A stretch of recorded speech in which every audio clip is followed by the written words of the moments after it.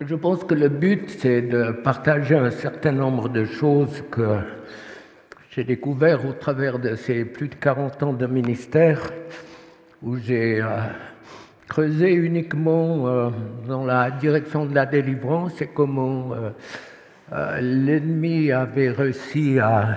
Comment l'ennemi a détruit tellement de vies et aurait détruit la mienne il y a un certain nombre d'années si je n'avais pas découvert la délivrance. Donc on va, pour être au goût du jour, on va lire dans 1 Timothée 3, 4. Mais l'Esprit dit expressément que dans les derniers temps, quelques-uns abandonneront la foi pour s'attacher à des esprits séducteurs et à des doctrines de démons, par l'hypocrisie de faux docteurs portant la marque de la flétrissure dans leur propre conscience, prescrivant de ne pas se marier, donc on est en plein dedans, et de s'abstenir d'aliments que Dieu a créés pour qu'ils soient pris avec action de grâce par ceux qui sont fidèles et qui ont connu la vérité. Car tout ce que Dieu a créé est bon et rien ne doit être rejeté. C'est l'enseignement qu'on dit aujourd'hui. Pourvu qu'on le prenne avec action de grâce parce que tout est sanctifié par la parole de Dieu et par la prière. Donc ça, on est en plein dedans. Et puis on va lire encore dans Marc 16. Depuis le verset 15, puis il leur dit « Allez par tout le monde » et prêcher la bonne nouvelle à toute la création. Celui qui croira et qui sera baptisé sera sauvé, mais celui qui ne croira pas sera condamné. Voici les miracles qui accompagneront ceux qui auront cru. En mon nom, comme par hasard, c'est dans ma Bible, ils chasseront les démons, comme par hasard. Ils parleront de nouvelles langues, ils saisiront des serpents. S'ils boivent quelques breuvages mortels, il ne leur fera aucun mal. Ils imposeront les mains aux malades et puis peut-être qu'ils seront guéris éventuellement suivant. Le Seigneur, après leur avoir parlé, fut enlevé au ciel. Il s'assit à la droite de Dieu. Ils s'en allèrent prêcher partout. Le Seigneur travaillait avec eux et confirmait la parole par les miracles qui l'accompagnaient. Je ne mâche pas mes mots, je l'ai déjà souvent dit. Je crois que l'enseignement contre le baptême du Saint-Esprit est une doctrine de démons. Je crois que l'enseignement contre la délivrance est un enseignement de démons. Pour moi, c'est clair. Après plus de 40 ans de ministère, j'ai vu tellement de vies qui ont été détruites par les ténèbres et comment le Seigneur les a reconstruits dans les limites qui étaient possibles, c'est-à-dire que le mal qui est fait, quand il y a un suicide, il y a un suicide. On ne peut pas revenir en arrière, vous le savez bien. Donc moi, je vais partager mon cœur un petit peu avec vous, vous aider. Et puis, c'est pas toujours facile parce qu'on travaille avec des âmes, on travaille avec des personnes qui souffrent, qui ont souffert. Et puis, l'œuvre du Saint-Esprit fait ce que l'homme est incapable de faire. Maintenant, pour moi, par rapport à ce texte de Marc 16, dans ma compréhension, du reste, c'est ce que j'enseigne, c'est ce que je dis, c'est que tout croyant est capable, a la possibilité de chasser des mauvais esprits. Alors, je vous donnerai des exemples pour vous interpeller et puis vous aider, j'espère. Je me souviens de quelqu'un qui était venu dans notre groupe de prière et qui voulait être libéré de la cigarette. Donc, je prie pour lui, pour qu'il soit libéré de la cigarette, et il part et commence à ramper comme un serpent. Donc, il y avait deux solutions, c'est le rouleau à pâte et puis l'assommer. C'était pas trop biblique. Ou bien d'essayer de faire quelque chose. Seigneur, au secours, peut-être bien, c'est pas la solution. Il partait là, comme vraiment, c'était un serpent qui partait. Et puis, ma foi, j'ai fait un peu c'était pas encore les... Non, j'étais plus loin que mes premières armes.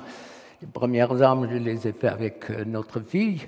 Et puis, on a prié, et puis l'esprit est parti, puis le serpent est venu s'asseoir.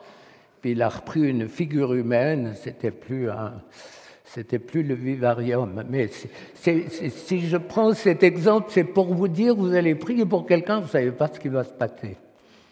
Donc, il faut savoir que si ça vous arrive, il ne faut pas vous tailler, parce que c'est pas là. Enfin, alias vous barrer, alias partir. Non, c'est pas ça. Il faut oser. Il y a toujours une première fois, puis après il y en aura d'autres. Donc, pour moi, ce texte, il s'adresse à tous les croyants. Ça veut dire que un couple qui découvre toutes les richesses de la délivrance, il va commencer, ils vont se prier parmi, c'est-à-dire l'un l'autre, pourquoi pas, puis ils voient tout de suite le résultat de la prière. Ou bien ça marche, ou c'est pire. Mais si c'est pire, ce n'est pas forcément une mauvaise interprétation. Souvent, c'est pire après la prière. Donc, si vous priez que c'est pire, vous n'allez pas dire « remontez, c'est terrible, non, au secours, j'arrête ». Non, vous mettez le doigt sur quelque chose et il y a tellement de racines à un arbre que la peur, c'est quoi? Souvent, on me dit j'ai été délivré de la peur. J'ai dit « mais il y en a 100, il y en a 200, il y en a je ne sais pas combien de peurs ». Alors, il y a tellement de racines, et puis il faut persévérer, on reprie, et puis voilà. Donc, moi, j'imagine dans le plan de Dieu un couple qui se marie, baptisé du Saint-Esprit.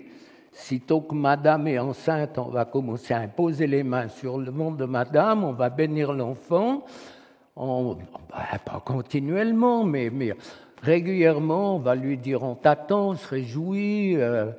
Et puis l'enfant, il va grandir dans une atmosphère qui, pour moi, c'est ça selon le cœur de Dieu.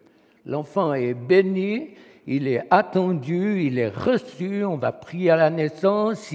S'il y a un problème de cordon ombilical, s'il y a un problème à la naissance, les parents vont prendre autorité sur ces esprits qui sont venus, puis l'enfant, il va grandir. Et au fur et à mesure que certains traits de caractère vont se manifester, eh bien, les parents, c'est ce que Sylvain et Lynn ont fait pour leurs enfants.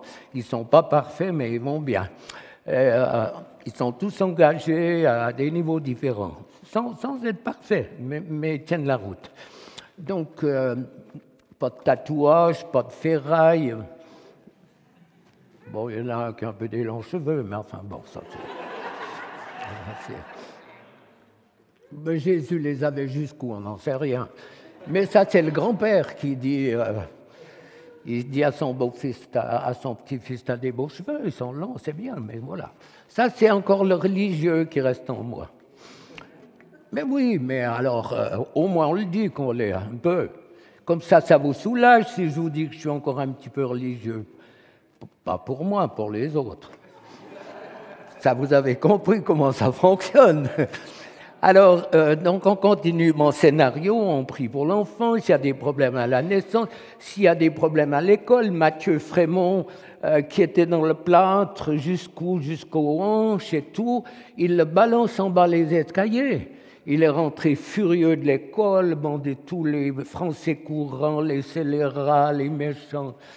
Et puis, Lynn lui dit, il faut pardonner. Il dit, jamais je pardonnerai, et tout. Et Mathieu pardonne, non, je ne peux pas, et tout. Et puis pour finir, oui, je choisis, je pardonne. Et puis elle prie pour tout ce qui est venu sur le choc, qui a déclenché sa colère, sa violence. Et puis voilà, c'est réglé. C'est ça la marche d'un couple, d'une famille, selon un qui se mouche pour tous, non? Je ne sais pas pourquoi. Qu'est-ce qui m'arrive? Je profite de dire ça pendant que ma femme n'est pas là. Elle me grondera après. Bon, qu'est-ce qu'on disait? On prie les uns pour les autres et puis on voit le résultat. Puis si vous voulez si vous voulez prier pour d'autres personnes, pourquoi on prie pour les personnes? Moi, je pense qu'un ministère, entre guillemets, comme le mien, pour moi, quand Dieu choisit un homme ou une femme, il y a quelque chose qui se passe. Il y a un rendez-vous avec Dieu qui est fort, qui marque, indélébile, et puis c'est complètement différent de cette femme qui me disait « j'ai un don de guérison parce que j'ai les mains qui branlent comme ça ». Puis ma foi, moi, qu'est-ce que vous voulez que je lui dise? J'ai dit « mais tu ne crois pas que tu devrais aller chez un boulanger pour mettre le sucre sur les petits pains ?» qui croit qu'elle a aimé? Non, elle n'a pas aimé. Elle n'était pas contente du tout. Mais c'est quand même léger comme signe. Moi, je crois qu'on a, entre guillemets, on a un don de guérison quand les gens sont guéris. C'est pas quand on croit qu'éventuellement il pourrait aller mieux. Donc, il y a une grande différence dans tous les ministères entre l'évangéliste. Moi, je ne suis pas un évangéliste, mais j'ai gagné des âmes. Alors, vous voyez, c'est cette différence entre la personne qui prie quelquefois ou la personne qui prie beaucoup, souvent pour tellement de personnes qui ont des besoins. Puis il y a un petit peu un effet boule de neige dans le sens où, quand vous pouvez aider quelqu'un, souvent, moi j'ai vu des familles entières qui sont venues chez moi. De bouche à oreille. Du reste, moi j'ai commencé en 75 à prier pour les gens. Il n'y avait pas de téléphone comme maintenant.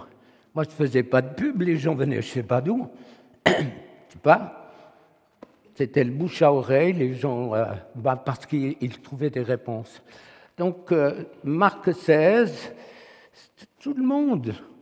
Le mari prie pour sa femme, la femme pour le mari, on prie pour les enfants, on a un groupe de prière, on prie pour les gens. Il y aura des réactions peut-être plus ou moins violentes, mais si on obéit à Dieu, Dieu est toujours là.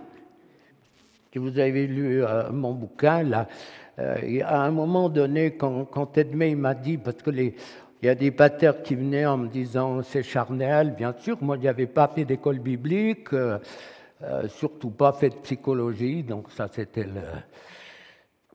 le sommet du blues. J'ai dit Seigneur, s'il faut faire de la psychologie, choisis quelqu'un d'autre, mais pas moi.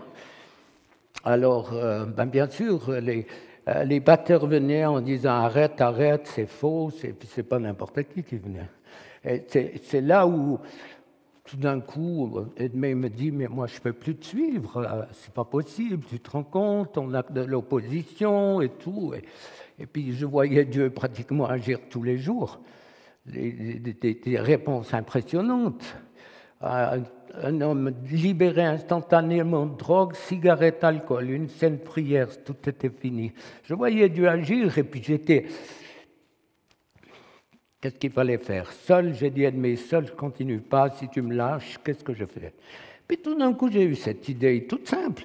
J'ai dit, mais en somme, Seigneur, si c'est toi qui m'appelles, en principe, tu es assez grand pour me défendre.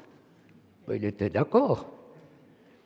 Puis je lui ai dit, Gédéon, il t'a demandé, vous lisez, ceux qui ont lu mon livre, ils savent, j'ai donné cet exemple, c'est enfin ce que j'avais vécu, en disant, Seigneur, si Gédéon, il t'a demandé 2 toisons, moi je trouve qu'il a un peu gonflé, parce que moi je me serais satisfait de la première réponse, donc si tu as répondu ça à Gédéon, tu peux,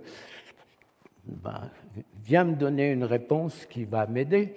Et puis quelques jours après, il y a un prophète d'Arthur Katz qui traversait la Suisse en avion, et puis Dieu lui a dit là-dessous, il y a un fermier ou un agriculteur qui se pose, un paysan, il y a plus de poésie, un paysan qui se pose des questions, je dois le trouver, il a atterri en Moselle, quelques jours après dans un groupe de prière, quelqu'un a prophétisé mon nom, mais personne ne me connaissait, il faut oser donner un nom alors que tu ne connais pas.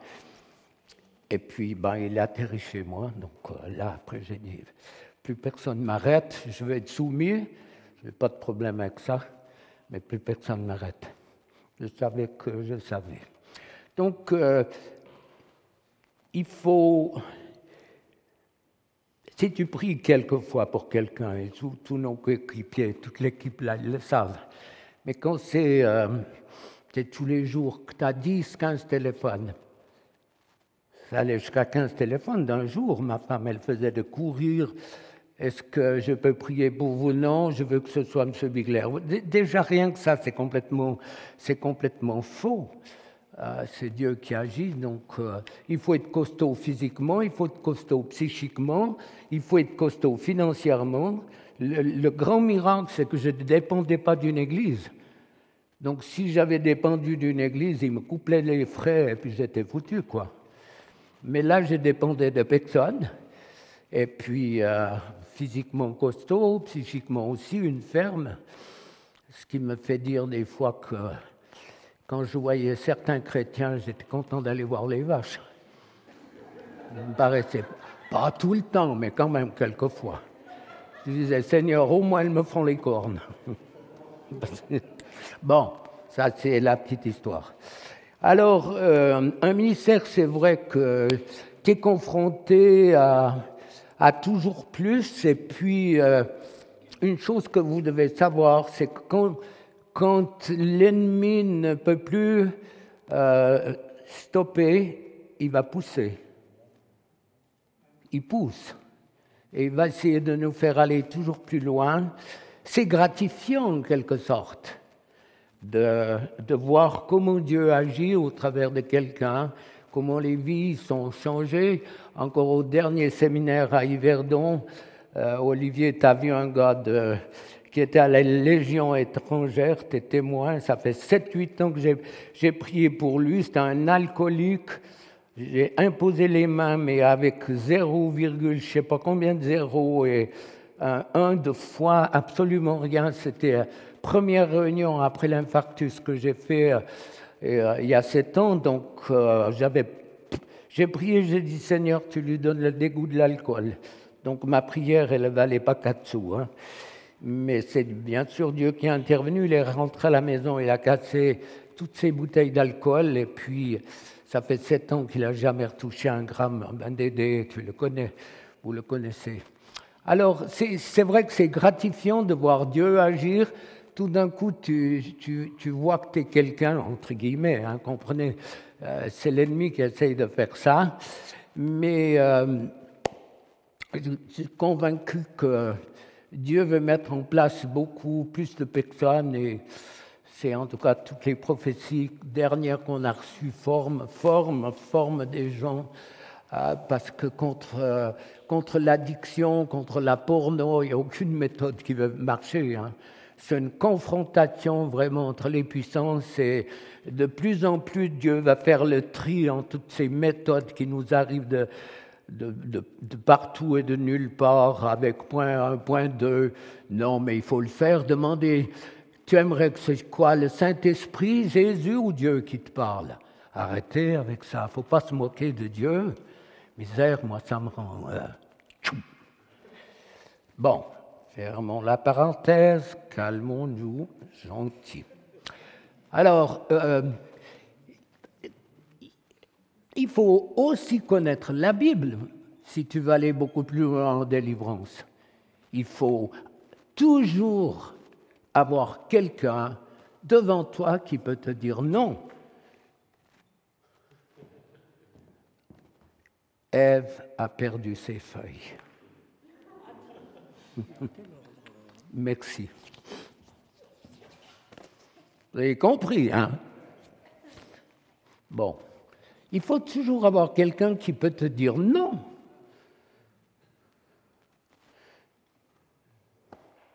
Si tu n'as pas quelqu'un devant toi qui peut te dire non, tu te trompes, tu es en danger. Surtout avec des dons de puissance. Il faut avoir des personnes qui te contrôlent.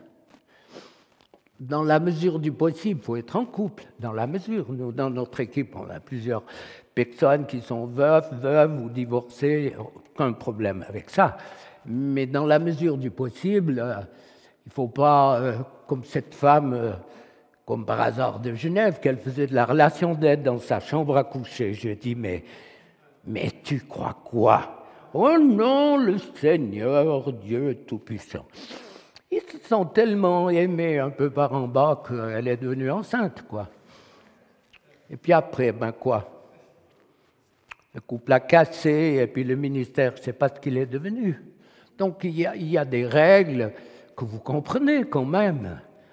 Une femme qui prie seule pour un homme, ça ne va pas. Et vice-versa. Moi, bien sûr, je suis seul. Je ne peux quand même pas demander à ma femme quand je prie le matin, l'après-midi et le soir pour des personnes. Je ne peux quand même pas toujours. Il y a l'épaisseur du mur s'il y a quelque chose. Je n'ai qu'à l'appeler. Et puis du reste, certaines femmes, je leur dis, est-ce que vous voudriez que ma femme soit là? Est-ce que vous êtes plus à l'aise? Ça arrive quelquefois, ce n'est pas souvent, mais ça arrive qu'on me demande ça. Donc, délivrance, qu'est-ce que c'est? C'est rendre libre, action de soulager, de délivrer d'une souffrance, la peur, l'angoisse. C'est un proche parent de délier.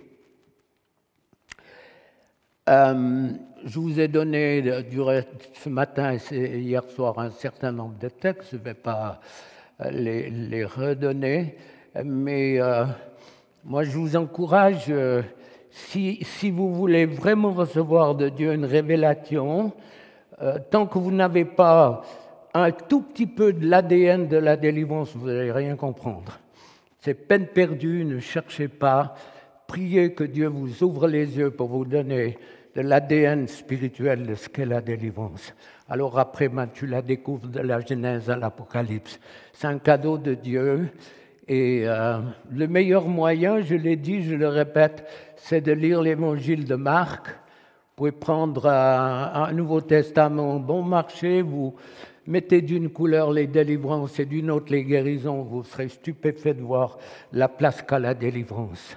Et nous, je l'ai répété, je le répète encore, nous voyons de plus en plus de guérisons miraculeuses au moment où les gens sont libérés d'esprit.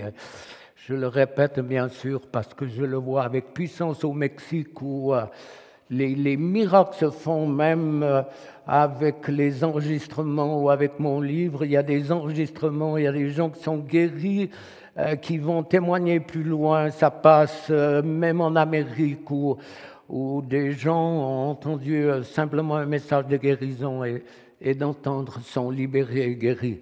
Donc, voyez, Dieu est en train de restaurer le message principal, le leitmotiv de Jérusalem, c'est la restauration du tabernacle de David. Et moi, je crois parallèlement que Dieu est en train de restaurer tout le ministère de délivrance.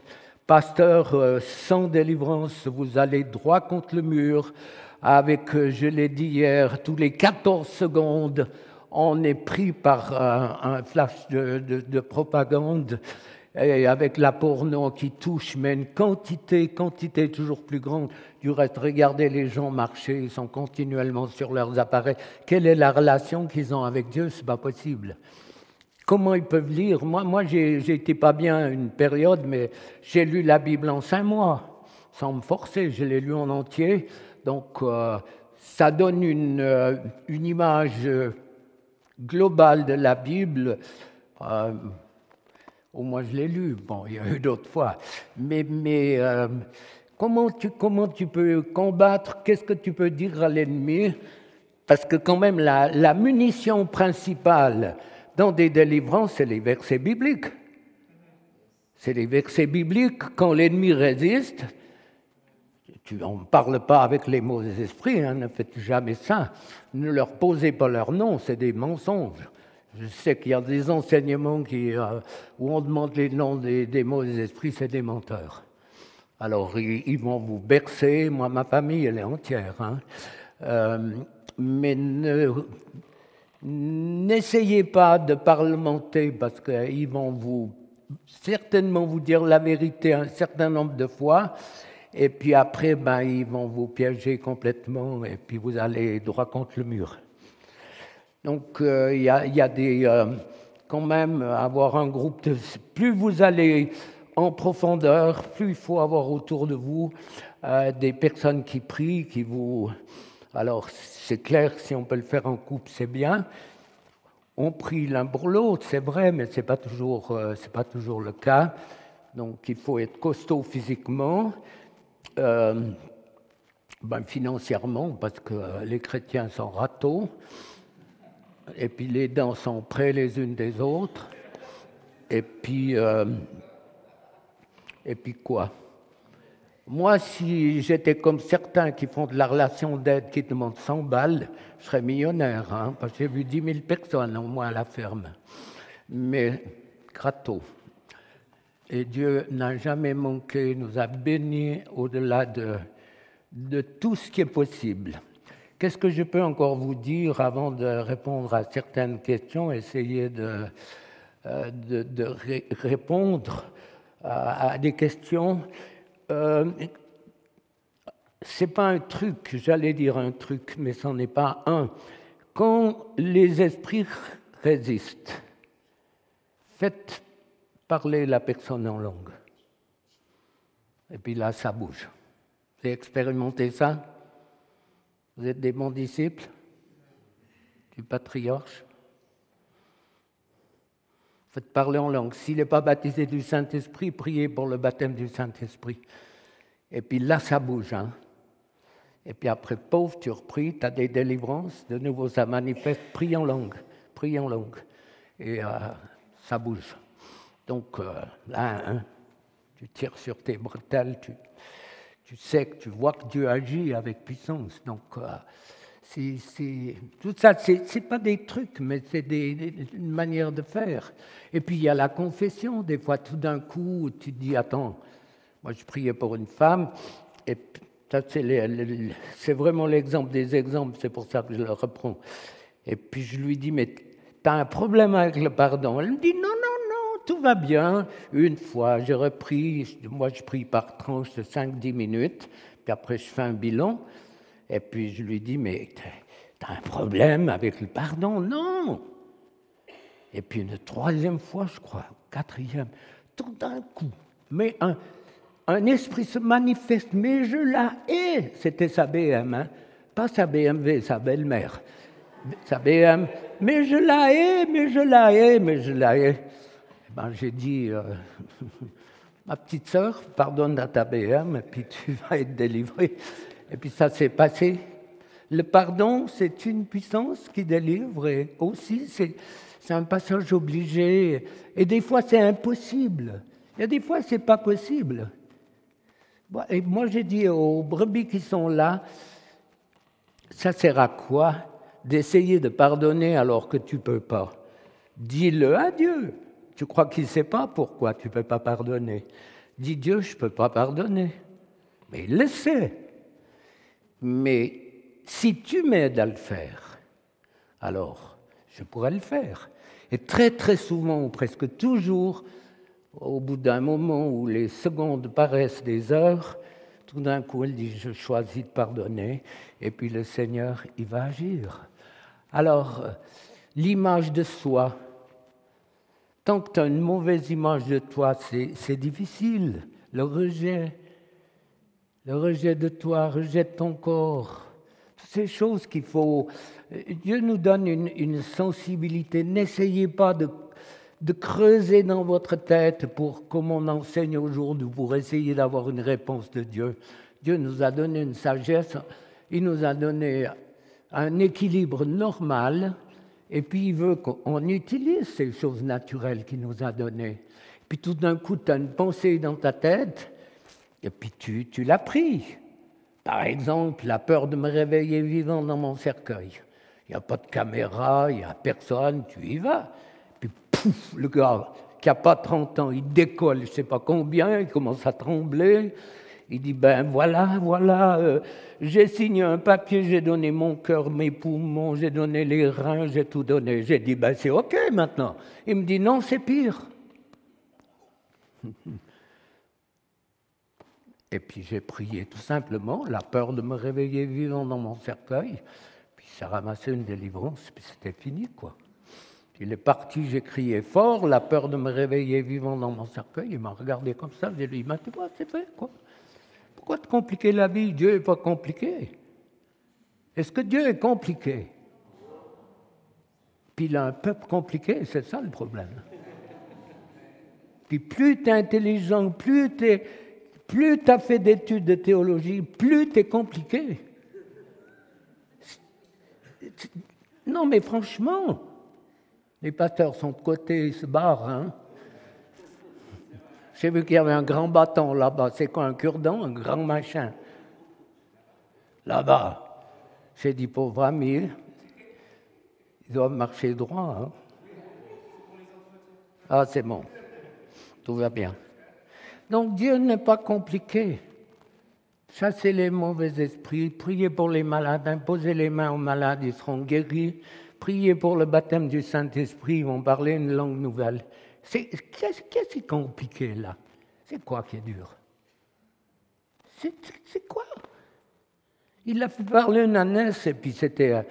Je vous garantis qu'elle parlait l'araméen bien mieux que beaucoup de théologiens. Hein. Elle a répondu avec une sagesse extraordinaire, cette sagesse. Et je lui dis, mais pourquoi tu me bats? Puis on vaut quand même mieux qu'une ânesse.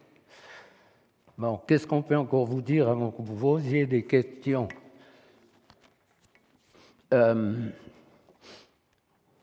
Quoi? Est-ce que vous voulez jeûner pour moi?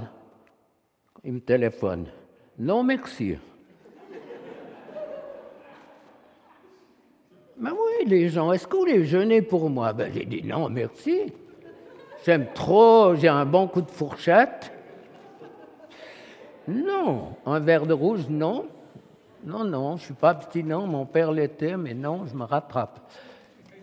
Alors, vous voulez prier pour moi? Non. Priez, vous. Venez, et puis on priera. Donc, il ne faut pas se laisser avoir par... Vous avez... si on sort un pot de miel au printemps, il n'y aura pas que des abeilles qui vont venir. Vous aurez toutes les bestioles possibles qui vont venir. Donc, dès le moment qu'on sait qu'une personne prie pour la délivrance, il y a un moment où il faut prier ou dire « Seigneur, stop !» Tous ces sensus de bénitier, tous ces personnes hyper religieuses, Seigneur, envoie-les chez les autres, pas chez moi. Je ne sais pas comment il fait, mais enfin, moi, c'est non, Seigneur, je ne les veux pas. Donc, il y a un tri à faire. Dire non, ce n'est pas toujours facile de dire non. Quand tu reçois plusieurs téléphones, sur quelle base tu dis oui à quelqu'un, tu dis non à l'autre? Moi, je me rappelle une période, avant qu'il y ait les portables, on avait le téléphone qui était pendu au corridor, il y a le piano de ma femme. Souvent, les gens téléphonaient, donc ça, je ne vous dis pas que c'est une recette biblique. Mais moi, j'avais quelques secondes pour dire à quelqu'un oui ou non. Donc, j'ouvrais ma Bible. C'est un petit peu un contrat que j'avais avec Dieu. Je ne vous dis pas de faire la même chose. Hein. Et puis, à partir d'un verset qui m'a flashé, je savais plus ou moins ce que Dieu voulait. Une fois, une femme me téléphone, elle me dit « Monsieur Bigler, je suis au Xème étage, j'ai déjà une jambe en dessus de la barrière, je veux sauter. » Je lui dis « Regardez, c'est haut. Ouais. Vous allez vous faire mal. » Et puis, pendant ce temps, j'avais le temps de réfléchir et tout d'un coup, la lumière se fait, quelqu'un m'avait téléphoné et avait renoncé à venir le lendemain. Donc, je savais que j'avais un trou, donc j'ai dit « Seigneur, je pense que tu veux l'avoir. » Puis je lui dis « je peux vous prendre demain matin. » Puis quand elle est venue, j'ai dit « Mais honnêtement, vous auriez sauté si je vous avais dit non. » Elle m'a dit « Oui, sauter. » Je lui ai dit « Ma question ne fait pas pression, vous êtes vrai, vous êtes honnête. » Elle dit « Oui, sauter. » Tellement j'étais désespéré. Puis le fait que vous avez dit « Oui », ça m'a donné un petit déclic. Donc c'est clair que ceux qui se suicident, ils ne peuvent pas me téléphoner après pour me dire je l'ai fait, ça on est d'accord. Mais si je prends cet exemple, c'est pas se culpabiliser non plus. parce que on a des prières des fois qui... avec les esprits de mort, il faut faire attention. Hein. Si quelqu'un va se pendre après, c'est pas... Moi, l'ennemi m'a eu pendant de nombreuses années en me disant « T'as pas de titre de pasteur, t'es guérisseur, si quelqu'un se pend, il y aura ta photo dans les journaux. » Et puis, pouf, moi, je le croyais un petit peu sans le croire, mais je le croyais, puis c'est embêtant. Donc j'ai dû prier pour aller au-delà de ces craintes. Alors c'est vrai qu'avec les esprits de mort, il faut faire très attention, comme l'esprit qui vient sur le choc quand une femme est serrée à la gorge. Je l'ai dit, mais je le répète, je l'ai encore vécu hier soir avec une femme, c'est où est la limite? Est-ce que tu arrêtes? Parce qu'à un moment, elle a dit, je pars dans les pommes, retiens-moi. Mais je sentais qu'il fallait, je dis, attends, souffle profondément. Non, elle dit, je peux pas, je suis bloqué. Puis j'ai dit, tous un bon coup, là. Puis hop, là, 2 ou 3 coups, et puis tout d'un coup, j'ai vu ses yeux s'écarquiller, son visage s'illuminer. Elle m'a dit, c'est loin. Donc là, c'est aussi, si vous pratiquez la délivrance, faites attention, parce que tu peux arrêter juste au moment où ça doit partir, et puis tu arrêtes, et puis les esprits reprennent du poil à la bête, c'est-à-dire qu'ils reprennent un petit peu de force. Donc là, pour moi, c'est là où il faut une certaine sensibilité, pas perdre les pédales. Alors, ça me réjouit de voir tout ce parterre d'hommes et de femmes, mais entrer dans la délivrance, comme d'autres approches du reste, il faut pas être curieux pour faire ça. On doit poser des questions qui sont des bonnes questions, et puis on doit se la boucler. Moi, ma femme, je ne sais pas si elle sait le 10, maximum 15% des choses que j'ai entendues. Je n'ai pas voulu la charger, la salir avec tout, parce qu'on n'entend pas on n'entend que des vilaines choses, on n'entend que des choses qui nous chargent, qui font mal et tout. Et alors il faut pouvoir se décharger. Bien sûr que pour moi, la ferme, c'était la soupape. Et je pense que Dieu savait ce qu'il faisait. J'ai pu me recycler toujours avec la ferme, avec la nature. Donc c'est pour moi le ministère le plus glorieux, parce qu'il y a des centaines de milliers, des millions de personnes. Mes derniers messages au Mexique, ils étaient retraduits à plus de 1 500 000 personnes, et puis après ça cascade encore. Donc c'est très encourageant, très gratifiant. Bien sûr qu'il faut savoir gérer ce qu'on appelle le succès. Donc moi, les mots, je suis docteur Esbouze, et puis c'est tout, hein, pas d'autre. Donc ça, c'est mes mots, c'est ma manière de faire et d'être, mais elle est efficace parce que je vois les vies qui changent. Donc qu'est-ce que je peux encore vous dire? Financièrement, il faut être assez solide, parce que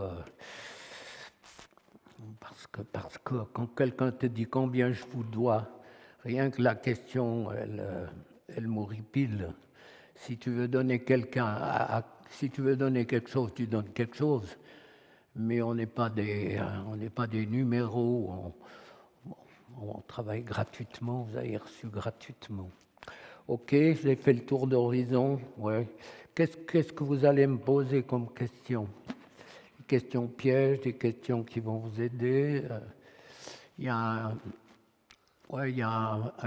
un micro qui doit tourner. Le voici. Oui. Une question par rapport à la délivrance des enfants. Est-ce que quand tu pries pour les enfants, tu veux toujours les parents? Il faut les parents? Oui, c'est ma question. Je pense qu'il faut prier pour les parents avant de prier pour les enfants. D'accord. Si tu traites les poux aux enfants puis que les parents en sont pleins, rebelote. Ouais. Merci. Ou bien. Oui, c'est bien. Si les parents sont pleins de mauvais esprits qui s'engueulent, qui se battent, tu peux prier ce que tu veux pour les enfants. Mais c'est une autre question. Merci. C'est pour ça que quand les pasteurs passent par la délivrance, c'est un cadeau pour une église. Parce que si les brebis sont normales, elles disent si mon pasteur a dû passer à la trappe, à combien plus forte raison, moi je dois y passer. Donc à Mexico, moi j'ai fait des séminaires avec 1 millier de pasteurs et ça gicle de tous les côtés. Et puis des têtes, pas n'importe qui. Hein. C'est impressionnant de voir comment Dieu fait les choses. Donc un pasteur ne peut pas comprendre la délivrance s'il n'y a pas passé lui-même, c'est pas possible. Donc c'est ça l'ADN. L'ADN, elle vient par la délivrance. Sa propre délivrance, Dieu ouvre les yeux. Et merci pour ta question, elle est pertinente. Et puis oser prier pour les enfants le plus vite. Enfin, moi, je devrais passer passe le micro à Sylvain, parce que Lynn, elle fait vraiment un ministère pour les enfants, Lynn. C'est vrai, on prie beaucoup pour les enfants, mais on essaye on est sûr que les parents sont d'accord et qu'ils comprennent ce qu'on fait, parce qu'on ne veut pas être des gourous, faire des trucs en cachette bizarres. Puis il faut que les parents ils assument après pour suivre la délivrance. Mais on a prié pour des bébés tout petits, c'est terrible de voir que des enfants... Mais on voit la différence aussi, puis les parents, ils sentent la différence quand un enfant est délivré, puis ça se voit, quoi. Puis ça se passe très facilement avec un enfant. Parce qu'en fait, quand ils sont tout petits, ils ne comprennent pas, mais la prière fait la différence, puis dès qu'ils ont 4-5 ans, on leur explique, il y a quelque chose qui te fait mal, il y a quelque chose de mauvais en toi, on va le faire sortir. Tu es d'accord? Ben absolument. Et même un enfant de 9 ans, il nous disait, mais je ne comprends pas comment il peut avoir le Saint-Esprit puis des mauvais esprits. Il est en train de réfléchir. Avant que je lui réponde, il me dit, ah mais en fait, c'est pour ça qu'il y a la bagarre dans mon cœur. Mais voilà, pourquoi il y a la bagarre dans votre cœur? Parce qu'il y a justement une confrontation de puissance dans ton cœur. Et puis c'est ça qui fait qu'il y a du combat. Ou l'exemple du petit clown dans la tête qui se met en il y a un colère. petit clown dans la tête qui me parle et puis qui me dit que je dois me mettre en colère, puis que je dois être méchant. Alors tu veux que ce petit clown y parte? Ah oui. Puis on prie et puis il part et puis après, je me sens beaucoup mieux. C'est très très simple, très rapide avec les enfants. Et puis le petit clown lui dit de te mettre en colère, et quand il se met en colère, il est content, il est bien, et puis s'il ne se met pas en colère, le petit clown le tourmente l'enfant. Voilà pourquoi il se met en colère. C'est intéressant, hein? Je voulais te parler au niveau de... Juste comprendre en fait la différence entre... Pas de différence parce que c'est très proche, mais comment tu vois la délivrance et la guérison? Est-ce que tu t'es déjà posé la question, ou est-ce qu'il y a une différente forme de prière, ou finalement ça revient à la même chose? Ah, mais dans les ministères, on ne parle pas dans la liste des dons de Paul aux Corinthiens, on ne parle pas de la délivrance. Moi, combien de fois on m'a lancé à la figure où est-ce que tu vois un ministère de délivrance dans la Bible? On n'en parle pas. Et c'est Maurice Ray qui m'avait dit, mais le don des guérisons, implique la délivrance. Ça veut dire qu'on voit dans les textes que j'ai lus ce matin, d'un enfant aveugle et sourd, de la femme qui est courbée, c'est une délivrance qui les guérit. Je répète, de plus en plus, on voit des guérisons miraculeuses dans des séances de délivrance où derrière la maladie, il y a des mauvais esprits. La maladie, elle n'est pas de Dieu. Donc, pour moi, c'est un tout. Je prie pour la délivrance, je prie pour la guérison. Ce matin, j'ai prié pour la guérison. J'ai chassé les esprits qui viennent suite à une guérison satanique. Moi, tu étais là. Donc, téléphoner pour arrêter le sang ou les brûlures, c'est Satan qui guérit, il n'y a aucun doute. Avec d'autres acupunctures, avec les aiguilles magnétisées, toute la clique du monde des ténèbres, il n'y a qu'à lire la parole de Dieu, Deutéronome 18, comment Dieu voit. Dieu est vraiment en colère contre toute cette clique des ténèbres qui maintiennent l'humanité dans la médiocrité ou donc qui les conduit en enfer. Donc, guérison diabolique avec un transfert et l'imposition des mains, l'onction d'huile, rien n'y peut. J'ai dit, il y a assez de médecins qui sont d'accord avec la question que je leur ai posée. La maladie transfert est incurable, il y a seule la délivrance qui guérit. Donc, où la délivrance est de Dieu Et Dieu va la mettre vraiment en évidence à la fin des temps, ou alors on est complètement à côté, et puis que Dieu nous pardonne, quoi.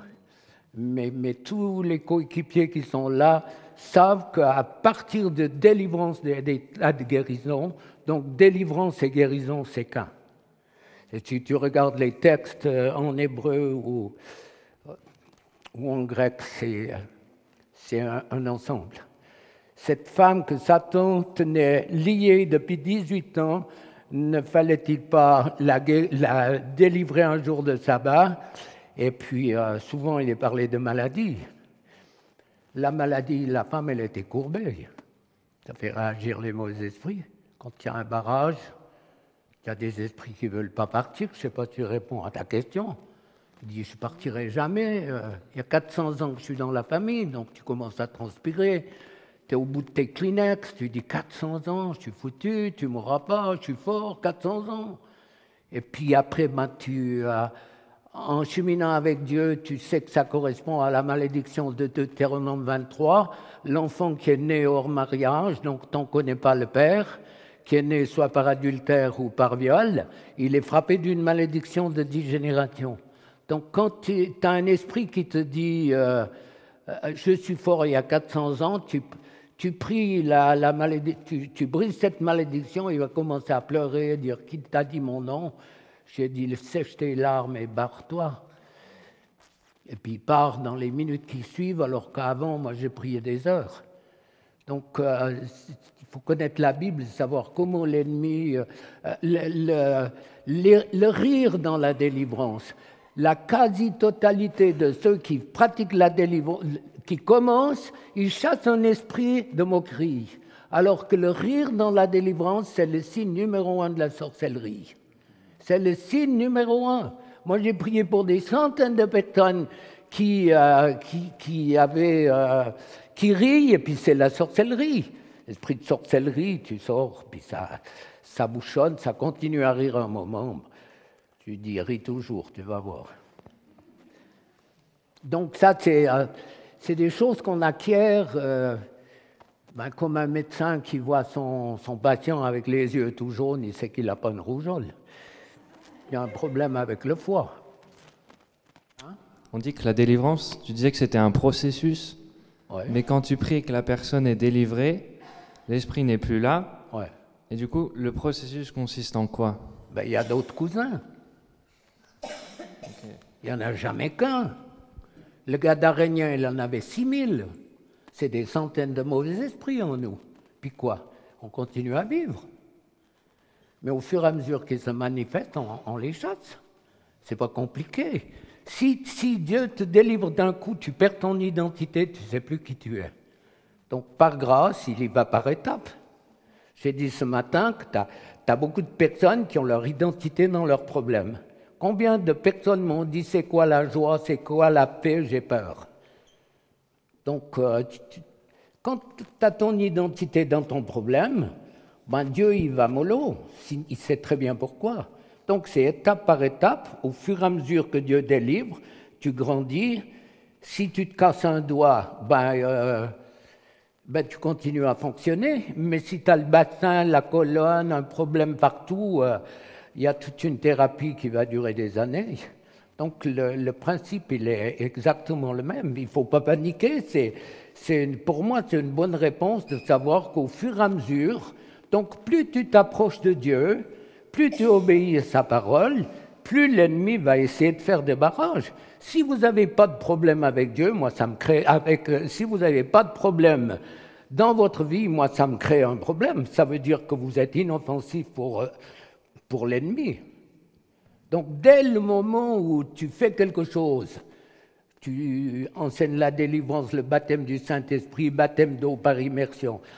Mais l'identité, et puis au fur et à mesure, et puis Dieu montre. Tout d'un coup, tu te dis, mais pourquoi je me mets en colère alors qu'avant, je ne me mettais pas en colère?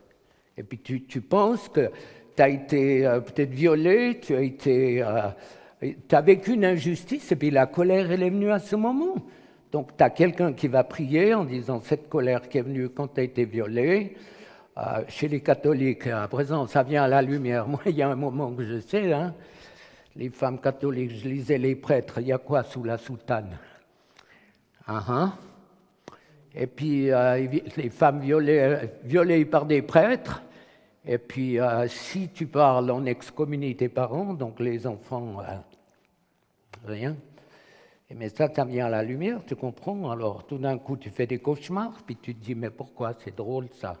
C'est un peu comme si admettons, tu es missionnaire, bon, maintenant, on ne peut plus comparer, mais avant, et puis tu es tant d'années en Afrique ou ailleurs, et puis tu reviens, tu vas chez le dentiste, tu as pratiquement toutes les dents qui ont un problème. Donc, ce n'est pas parce qu'il en a fait une que ça va régler les autres. Ça serait bien pour la facture, hein, mais c'est un petit peu ça, quoi, en définitive. Donc, pas de panique à bord, pas de se dire remonter qu'est-ce qu'il y a, combien j'en ai, c'est pas important. Tant qu'il se la coince, ça va, quoi. Non, mais c'est vrai. C'est vrai. Le grand problème de l'Église, c'est les esprits religieux et légalistes. C'est le grand problème de l'Église. Les esprits religieux ont tué l'Église.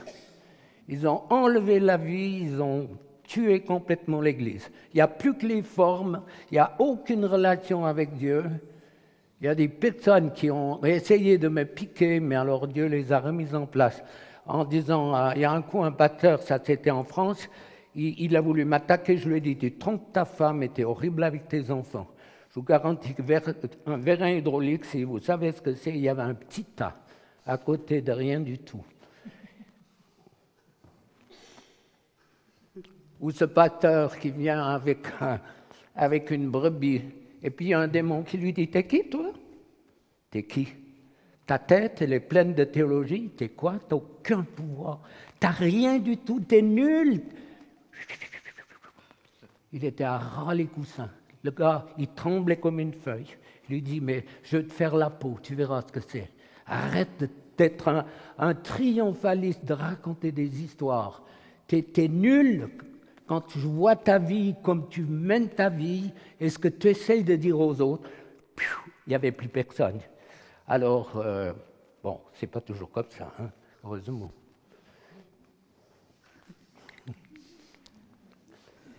Les religieux ont tué l'Église. Le problème, c'est qu'ils viennent vieux.